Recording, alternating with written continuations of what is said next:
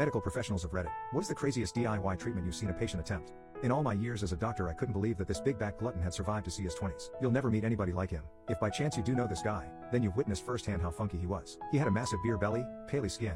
You'd never want to shake his hand because of how sweaty his palms were, and had dog breath. As we talked, he told me during his college days he would spend all his time fratting and going out with his friends to eat Fat Boy sandwiches at 3 a.m. I would have preferred that he'd just eaten Baconators. He also told me that now he was on the verge of getting fired because of how often he was falling asleep on the job, and getting yelled at because he glossed over things by accident because he was never 100% focused. He said all of this was affecting his mood and he felt more and more depressed as the days went by. He could never commit to anyone due to him not being able to manage his mental health, and that kept him lonely. After running some tests to find out the problem, I found out that he was at risk of fatty liver. The alcohol and greasy foods caused fat to build up in his liver, and his symptoms were a result of this disease. Since 25% of Americans have fatty liver disease, I've been seeing many patients with the same symptoms lately. This happens because the majority of people eat fried and processed foods and drink too much alcohol. This will then lead to a scarred liver, which is an untreatable disease known as cirrhosis, that will prevent the liver from working properly. If you want to be scared, search it up.